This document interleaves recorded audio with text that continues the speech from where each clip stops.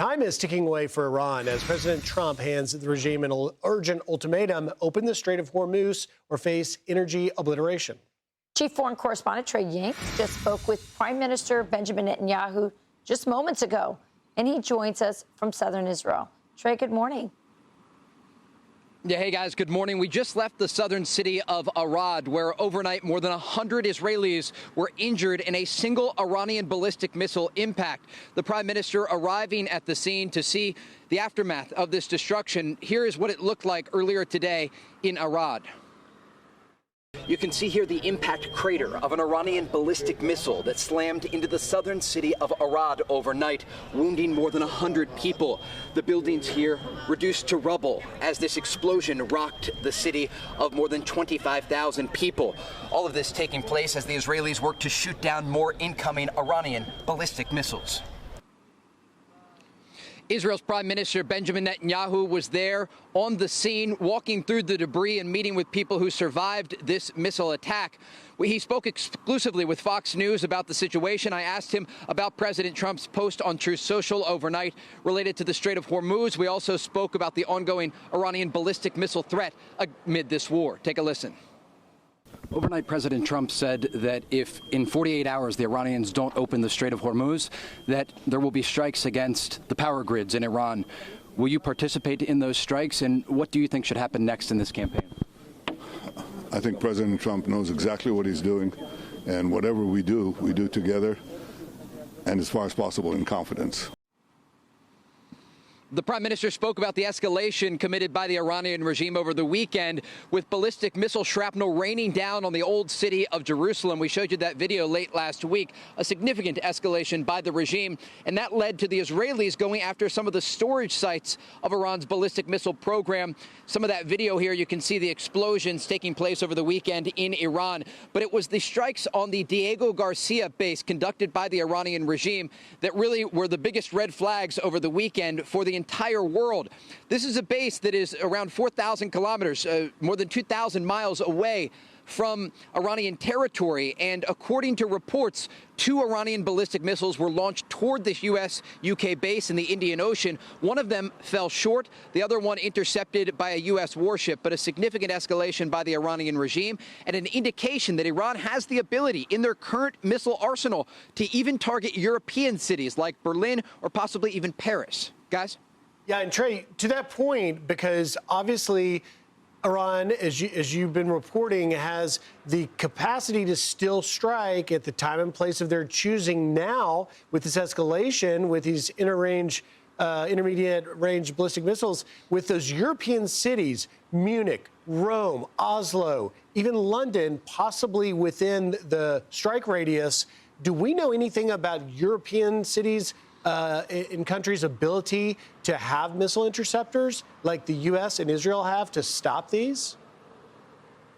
It's a great question, and many of these countries do not have the same advanced air defense systems that the Israelis have. And you can see, even with a tiered system here that includes the Iron Dome, David Sling, the Arrow 2 and 3 system, a THAAD system, a Patriot system provided by the Americans, there are still ballistic missiles getting through and hitting the civilian population here. And it raises real questions about Europe preparations for possible incoming missile fire. And that is why during the interview that we conducted today with Israel's Prime Minister Benjamin Netanyahu, he called on other countries around the world to get directly involved in this conflict and bring the fight to the Iranian regime, understanding that over the weekend they displayed a significant expanded ballistic missile threat against the world.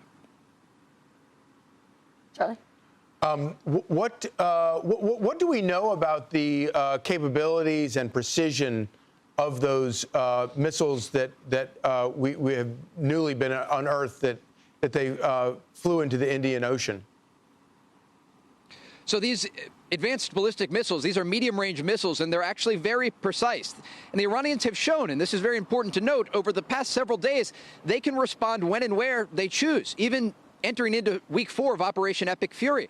This is a regime that was preparing for decades to fight the United States and Israel, and the war that is unfolding is the war they were preparing for.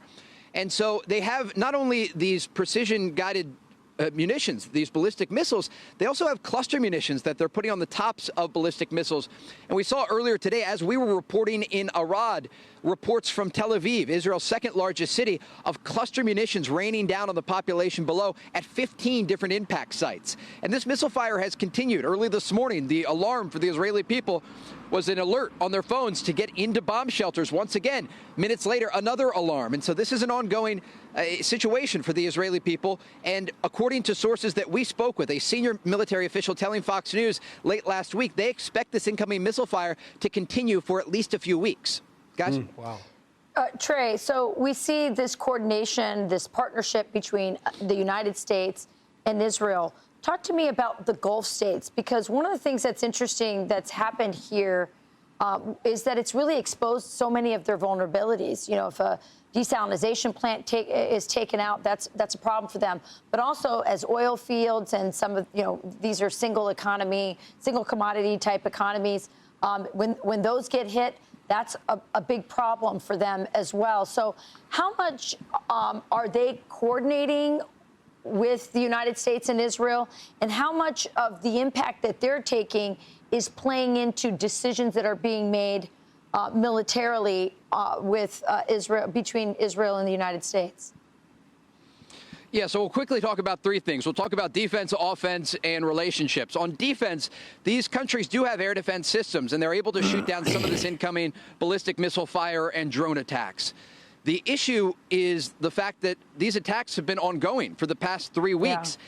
And they're not just targeting military positions. They're targeting energy infrastructure like the Ras Laffan facility in Qatar, the world's largest producer of liquefied natural gas. And so they have some ability to shoot down this incoming fire, but it's certainly not perfect, especially given just how heavy the fire is. Wow. On offense, you have both President Trump and Israeli Prime Minister Benjamin Netanyahu now calling on these countries to get more directly involved, possibly taking offensive action against the Iranian regime. And then on the relationship front, President Trump has been able to do something that other presidents in the past were not able to do, and that is to get these Gulf countries working together, because they now understand they have a common enemy, and that is the Iranian regime that is attacking all of these countries. And when I spoke with President Trump last week on the phone, he told me he was most surprised by the fact that Iran was targeting these countries that were not taking action against Iran, because it risks drawing in a broader regional coalition against Iran. And so it's not strategic from their perspective, but they're doing it anyway. And it speaks to just how unpredictable the Iranian regime is and what they're willing to target. They are not just targeting U.S. bases in the region. They're targeting civilian infrastructure and energy infrastructure that is in part responsible for the entire world's energy. Guys? All right. Trey Yingst, live for us in Southern Israel. Trey, great reporting as always. I'm Steve Ducey. I'm Brian Kilmeade. And I'm Ainsley Earhart. And click here to subscribe to the Fox News YouTube page to catch our hottest interviews and most compelling analysis.